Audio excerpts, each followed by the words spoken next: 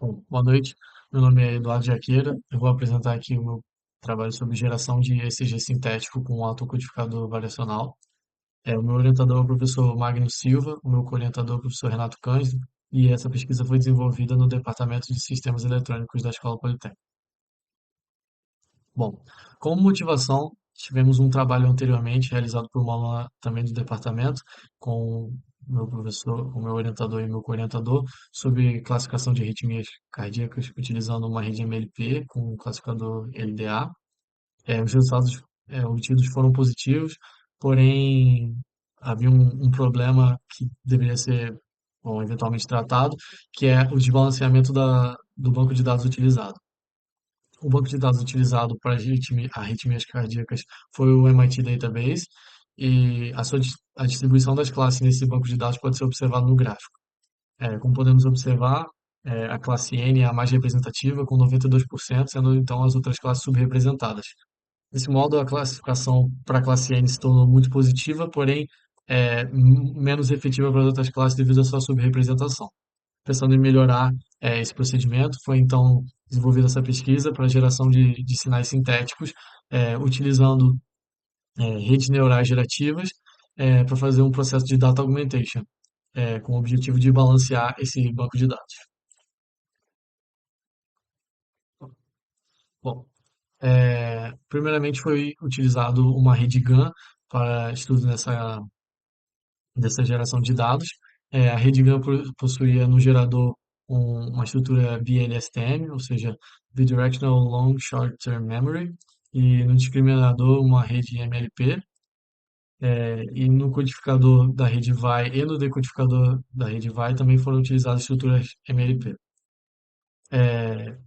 Sendo essas duas estruturas formadas, foi então numa primeira tentativa que tentamos gerar os sinais para a classe N, que apesar de ser a mais representativa e não precisar de dados sintéticos para ser balanceada, por ela ser mais representativa, seria mais fácil a geração desses sinais num primeiro momento. Os sinais gerados foram então alimentados à rede MLP pré-treinada e a classificação pode ser observada na tabela apresentada no slide. É, Como queríamos sinais da classe N, foram obtidos para a rede GAN e para a rede VAE 80%. Os resultados foram próximos, ligeiramente superiores para a rede GAN,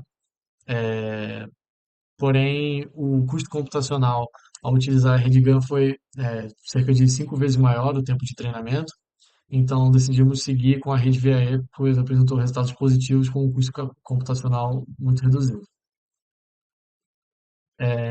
Para a classe S, precisamos, para determinar, primeiramente pegamos um sinal da classe S aleatório e comparamos com todo o banco de dados da classe S, utilizando a métrica do Dynamic Time Warping, o DTW, e foi obtido então o histograma com a distribuição apresentada no slide. Bom, como um sinal apresentava alta variabilidade de DTW comparado aos outros sinais da própria classe, foram então definidos 6 templates, que são os templates apresentados é, na imagem, no slide.